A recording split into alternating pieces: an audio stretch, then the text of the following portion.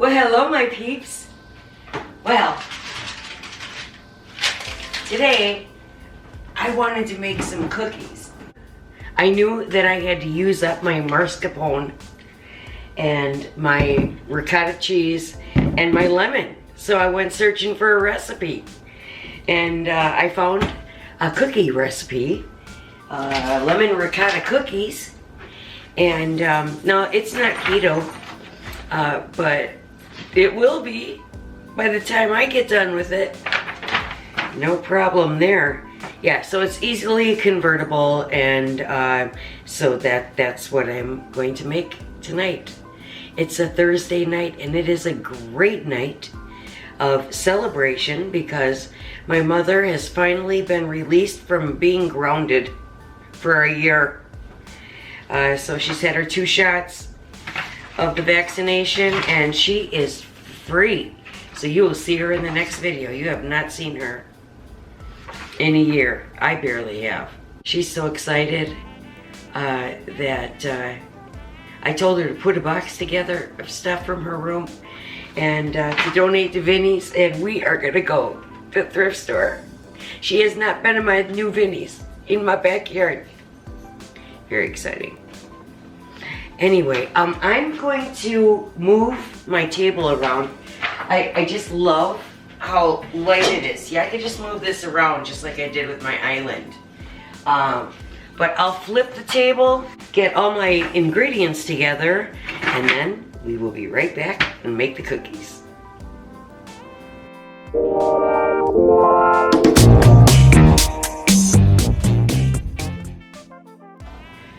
All right, I've got everything ready, and I really do love sitting in my kitchen. It's nice. I just got one little stool here, but anyway, I'm just gonna set that aside. It's so great how they fit right under the table. Let's get started with the cookies. Now, I had to do the conversions for the flour, so I got that all figured out. We'll get to that. First thing we're going to do is I softened up some butter. This is unsalted butter. I need 1/2 cup, which is 1 stick of unsalted butter, into my bowl here. I just microwaved it for 30 seconds because it was hard.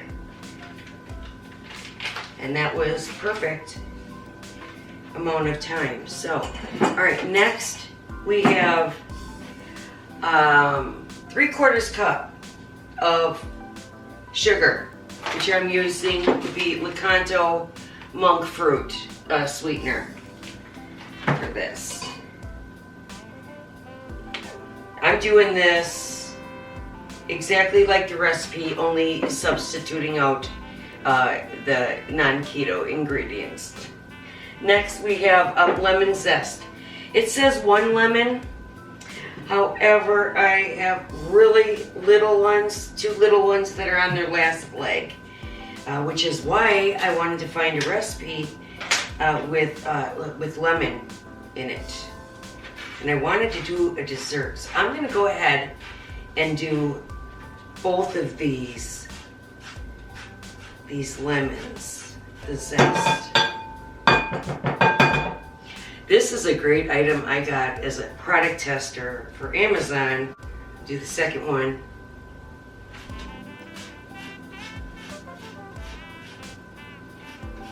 I think that's plenty. Okay, next we are going to just mix it up with a beater. It says to use a stand mixer. I have an old Sunbeam, but I like my handheld KitchenAid. It works. Just mix this up, cream it up.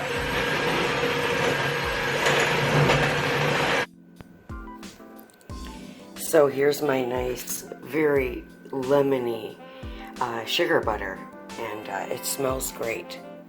It took no time at all to cream up. You could do this by hand.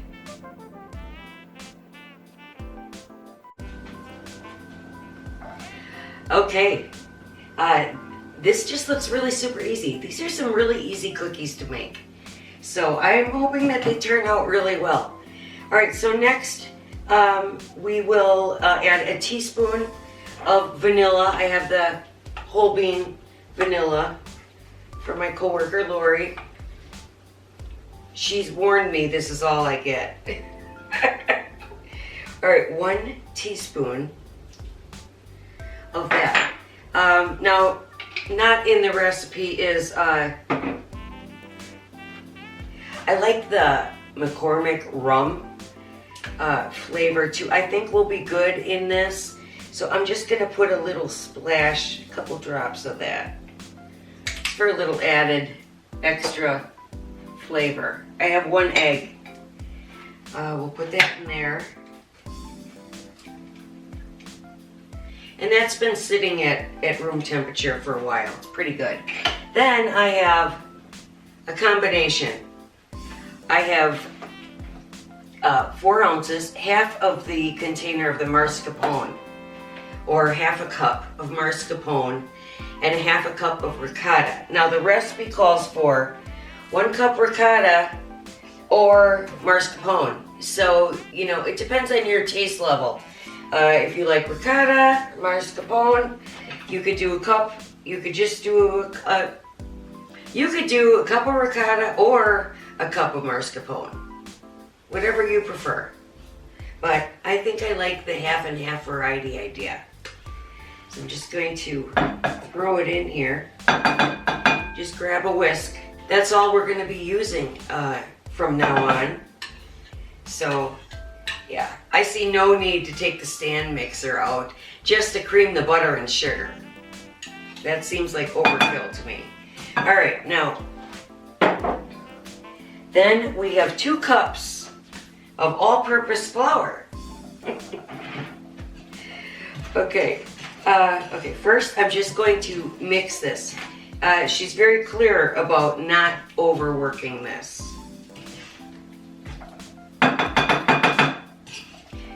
So, the Danish whisk is the way to go.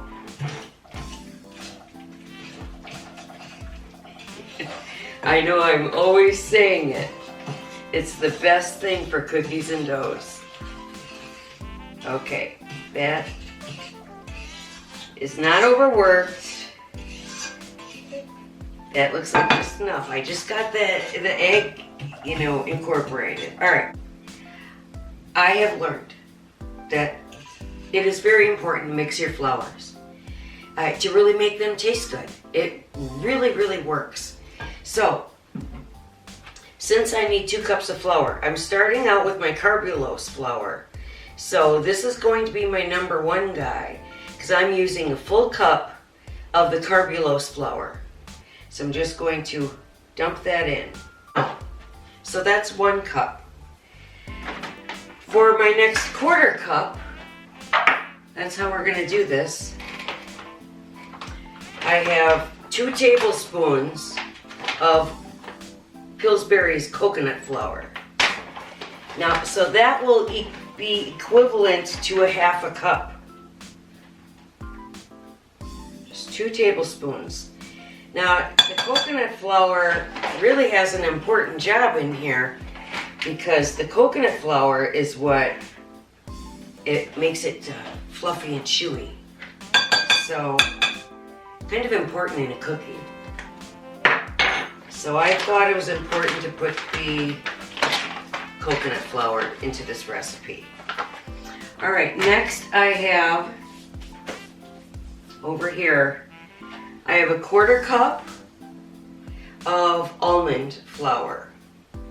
So this was what was left of, I had it in my freezer, of my Kirkland. But I'm not buying that anymore. I'm getting the Aldi's brand now because I only want this size of a bag. Yeah, I don't need to be buying that big old bag from Costco because I don't like to cook or bake almond flour in bulk. So I'll stick with the little guy. And then I have my Sweet Lupin Flour. This is from Amazon and it's the only place I can find it. And it's the only one that says sweet white lupin. Now I did buy the miracle flour because I'm really low on this and I just wanted to try that. So that is in my pantry and we will be trying that someday. Okay, so 1/4 cup sweet white lupin. The good thing too about lupin's become pretty popular. I mean, when I first started using it, there was like 5 recipes. That is it.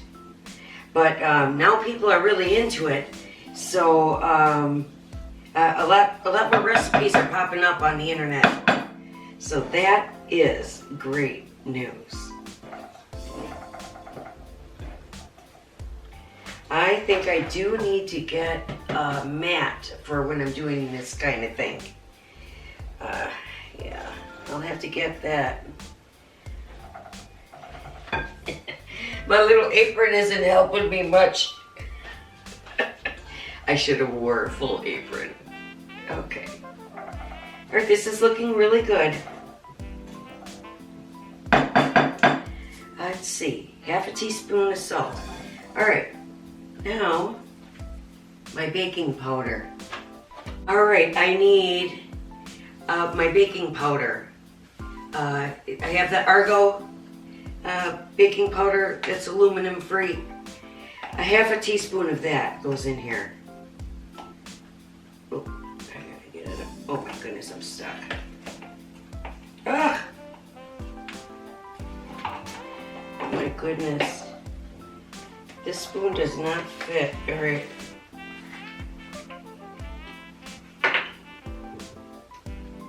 Alright. 1/2 teaspoon.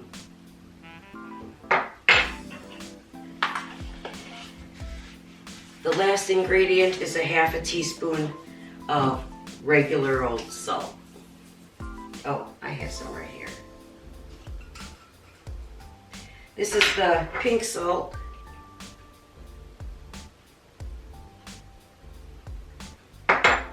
And that is it. Okay. I'm gonna get these into the oven. I'm going to use my small ice cream scooper here. And yeah, place them on a cookie sheet lined with parchment.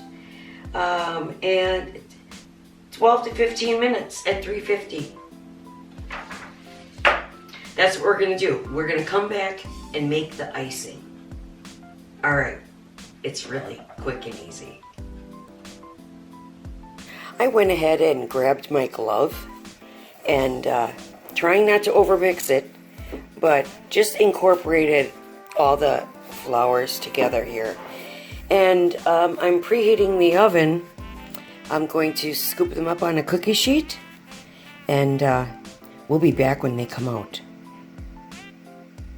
I scooped out my first tray of cookies, but I gotta tell you, this cookie dough is so delicious. I'm just gonna eat one. These cookies are gonna be fabulous.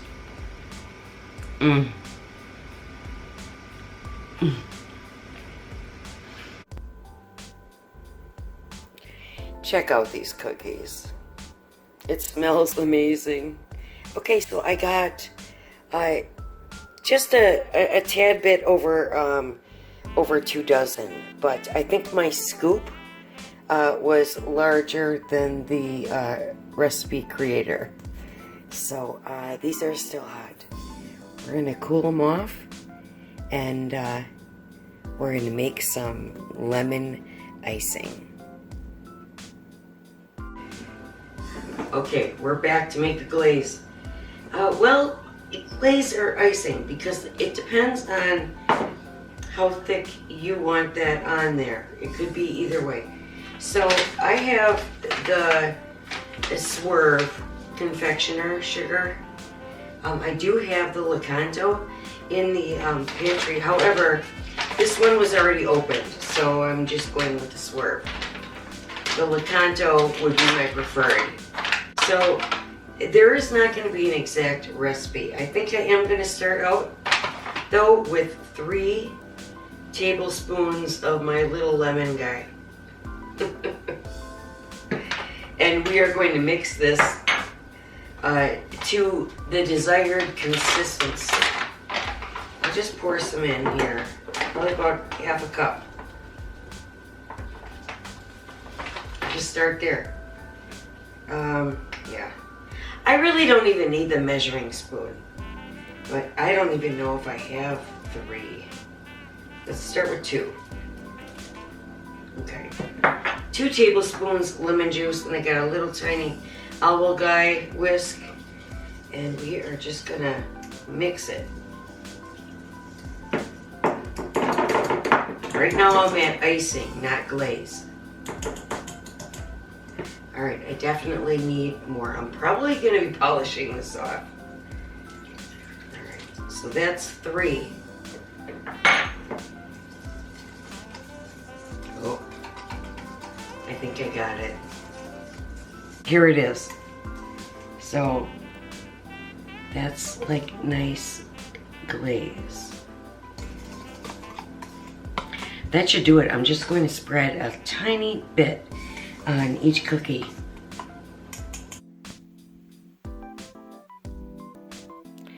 Look at these cookies. Ah! All right, we're gonna plate one. I'm going to add my newest favorite thing, the Silk Cashew unsweetened milk. Now, of course, you can always just dilute your heavy whipping cream, but I really do like the cashew milk. I like drinking it, so I'm pouring some in with my cookie.